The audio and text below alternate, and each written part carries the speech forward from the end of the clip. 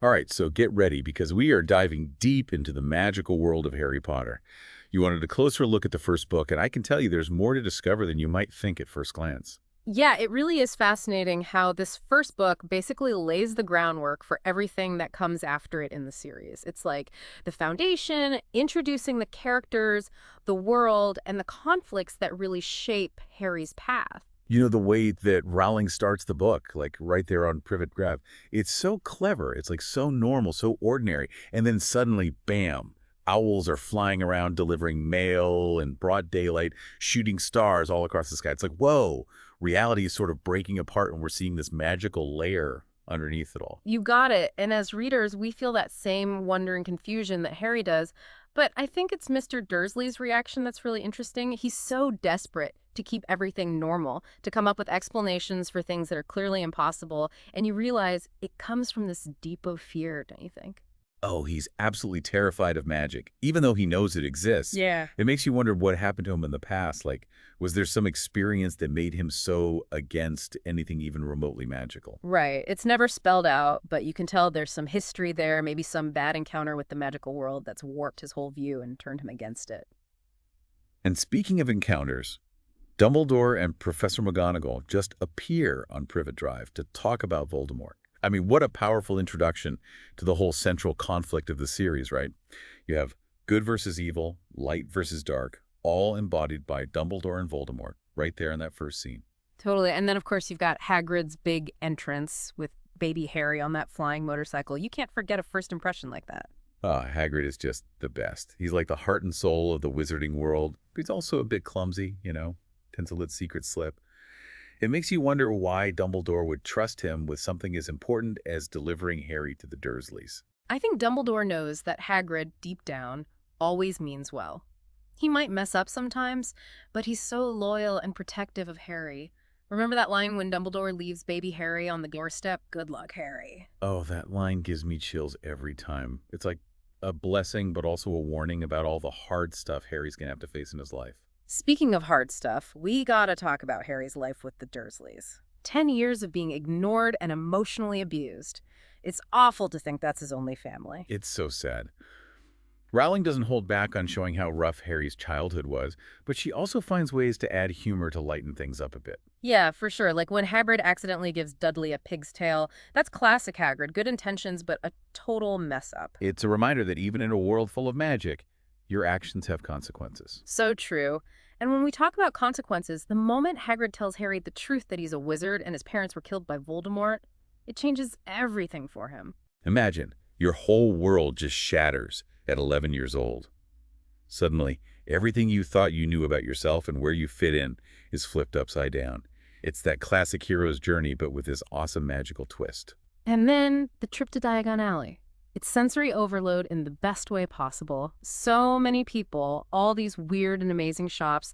It's a place where magic feels real. For me, it's Ollivander's wand shop that really stands out.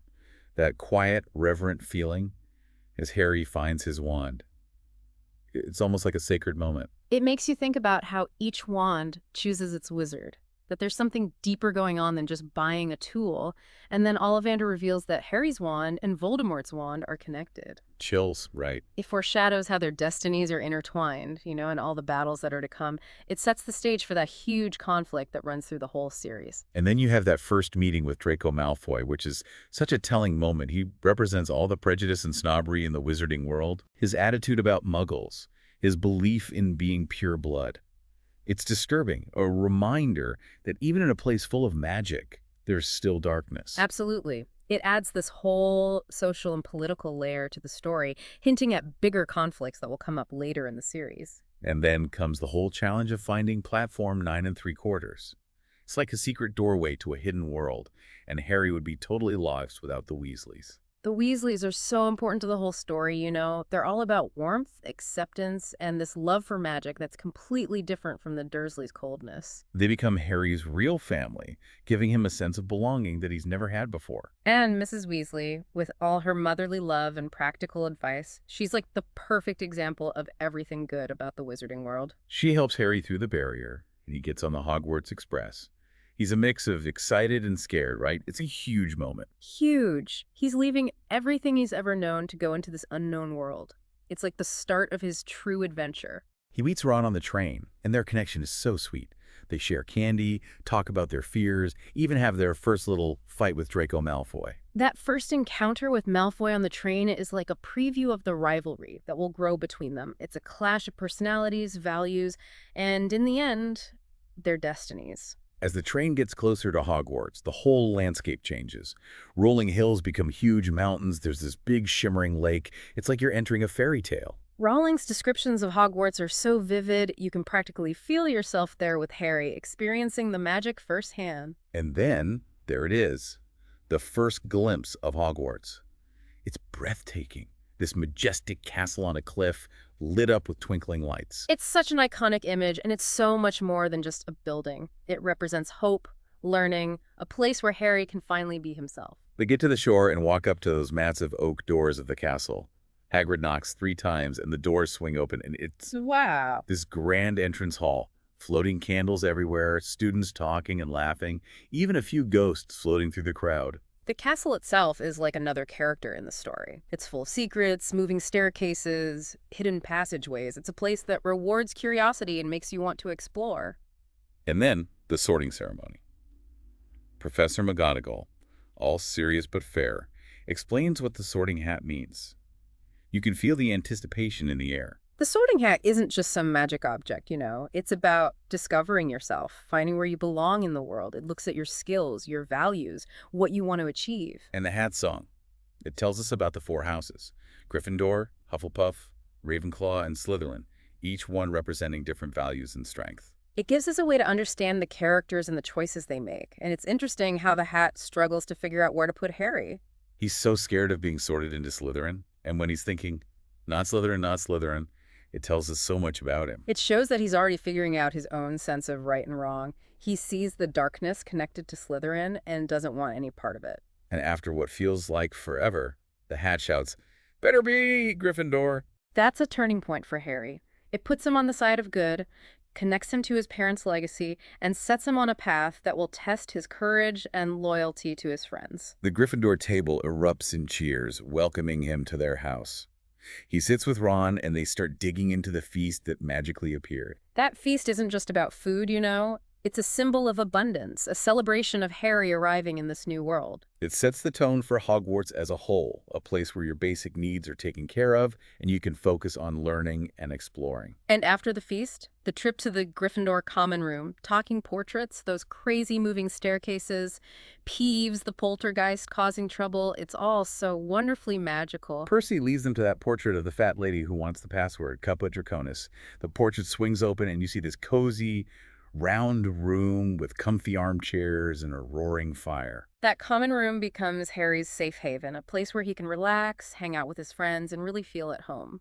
And that's where we'll leave Harry for now, starting his new life at Hogwarts. But this is just the beginning, right? Oh yeah, for sure. Getting to Hogwarts was just the first step. The real adventure is just getting started. So Hogwarts is more than just a school, right? It's like this living, breathing thing full of magic and wonder. What are your impressions of Harry's first experience of life at Hogwarts, with all the classes, secrets, and dangers lurking around every corner? It's like stepping into this whole other world where anything is possible. Flying lessons, changing objects into other things, brewing potions. It's all so exciting, but there's this undercurrent of darkness, this feeling that something's not quite right, You can definitely sense it from the beginning, especially in potions class with Snape. He seems to really have it out for Harry, right? Oh yeah, you can totally feel the animosity there. It's more than just disliking him. It's like he sees James Potter when he looks at Harry, and that fuels his actions. I wonder if Snape's hostility comes from something deeper, like some past connection to Harry's parents that's never fully explained. It's definitely possible, and it adds another layer to his character. Is he truly evil, or is he just a guy carrying around a lot of pain from his past? And don't forget about the rumors surrounding Snape and the Sorcerer's Stone. Harry overhears him threatening Quirrell, which makes him suspicious of Snape throughout the story. Those rumors add a lot of suspense. We're left wondering, is Snape really after the stone? And if he is, why?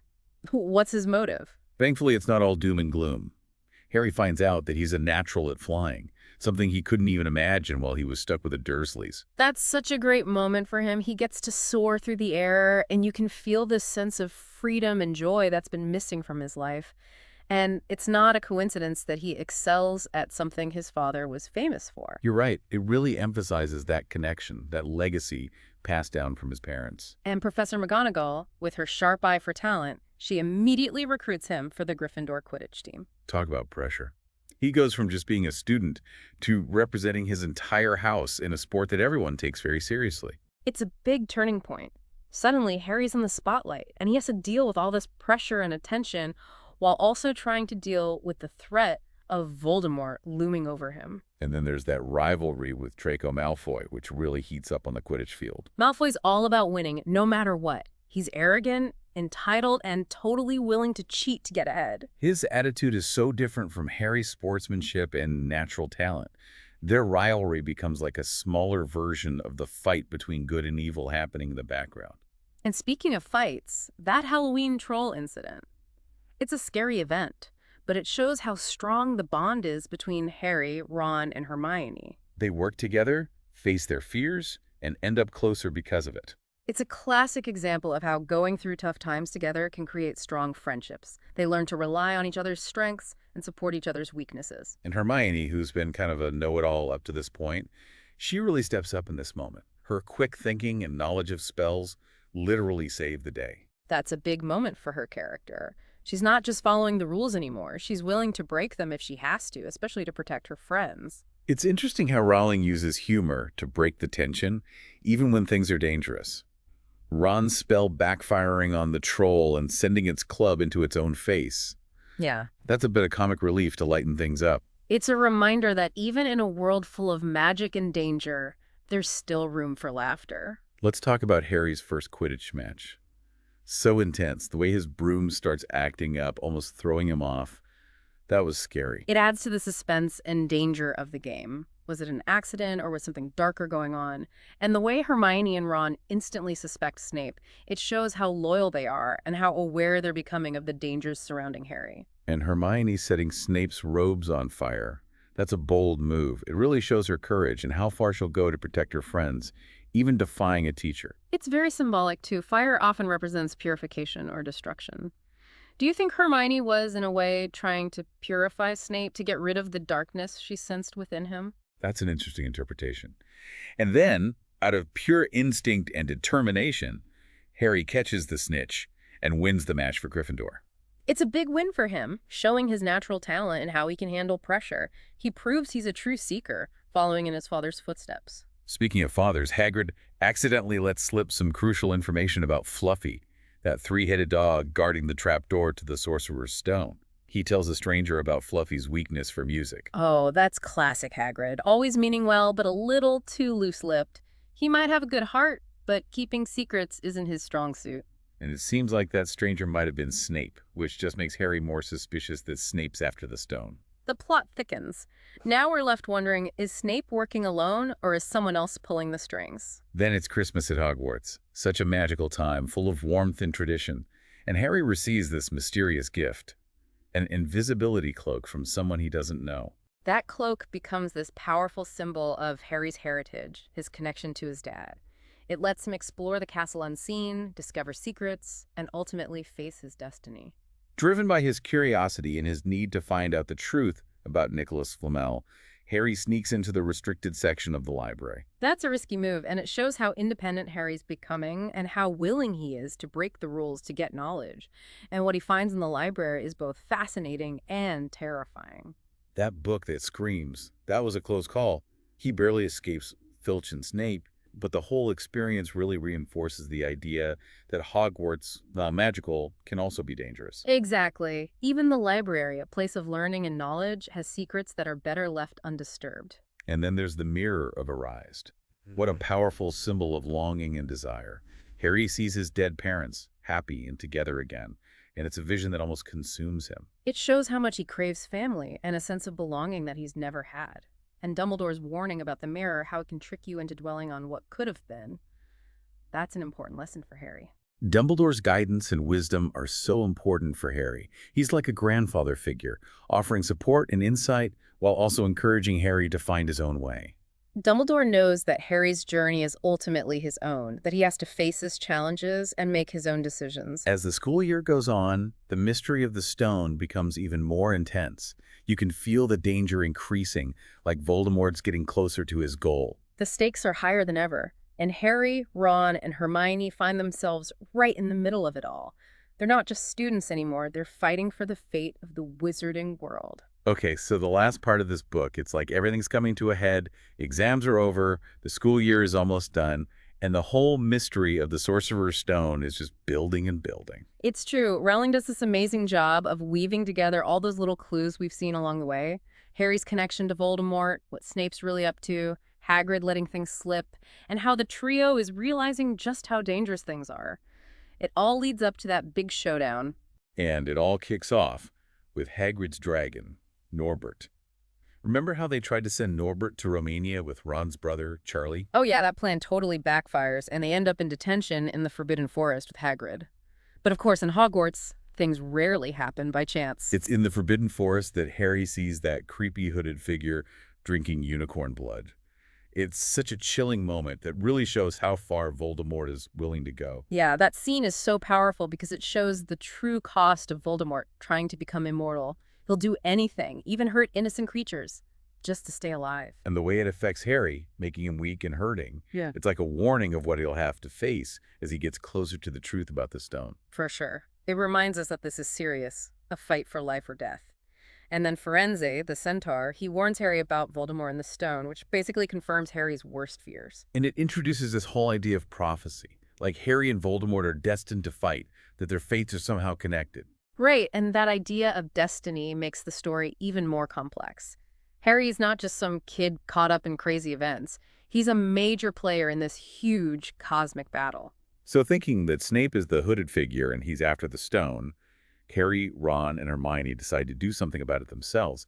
They want to protect the stone, even if it means breaking rules and facing danger. It shows how brave they are and how loyal they are to Dumbledore. They're willing to risk everything to stop Voldemort from coming back to power. Their journey through all those challenges guarding the stone is like a final exam, testing everything they've learned during the year. Each challenge is connected to a different magical subject, from plants to spells to transforming objects. It's such a clever way to tie everything together and show how their education has prepared them for this moment. The Devil's Snare, those flying keys, that huge wizard's chess game. It's exciting and shows their teamwork, how clever they are, and how much they're willing to sacrifice for each other. Ron sacrificing himself in that chess game is really moving. He knows he's putting himself in danger to let Harry and Hermione continue. Yeah, it shows his loyalty and how he understands what's at stake. He's not just thinking about himself, he's thinking about what will happen to the entire wizarding world. Absolutely, and that's what makes the trio so great. They balance each other out. They each have their own strengths and weaknesses, and they support each other. And Hermione, with her quick thinking and all that knowledge, she solves the potions riddle so Harry can go on to the final chamber. But instead of Snape, he finds Quirrell. What a twist. It's so unexpected. We were sure Snape was the bad guy, but Rowling totally flips the script on us. And then, boom, we find out that Quirrell has been possessed by Voldemort this whole time. It blows your mind. Voldemort's so weak that he can't exist on his own, so he's been hiding right under everyone's noses, manipulating things to get the stone. It's a reminder that evil can be disguised. That last battle in the Mirror Chamber is epic. Voldemort, desperate and angry, tries to make Harry tell him where the stone is. But Harry, with his good heart and his love for his parents, sees something completely different in the mirror. He doesn't see the stone. He sees his parents, happy and together. That vision of love is so strong that it protects him from Voldemort. And then we get the most important revelation. That love, the love Lily Potter had for her son, is the strongest magic there is. That's such a beautiful and important message that runs through the whole series. Love connects us, protects us, and ultimately wins over evil. Voldemort can't understand or handle love's power, so he's defeated, and Quirrell just crumbles into dust. Dumbledore gets there just in time to save Harry and tells him the stone has been destroyed, stopping Voldemort's plan again. Dumbledore stepping in shows his role as protector and guide. He knows that power can be dangerous if it's not controlled, and he makes the tough choice to destroy the stone to keep everyone safe. The school year ends with a big celebration, but it's not all happy. Harry's faced so much danger, lost a teacher, and now has a powerful enemy. But he's also found a place he belongs, a family with Ron and Hermione, and a sense of purpose that will help him through whatever comes next. And that's what makes this first book so great. It's not just a kid's story about magic, it's about growing up, about love, loss, friendship, courage, and that never-ending fight between good and evil. So, after this deep dive into Harry Potter and the Sorcerer's Stone, what's the takeaway for our listeners? It reminds us that even when things are really dark, there's always hope. Love is the most powerful force out there.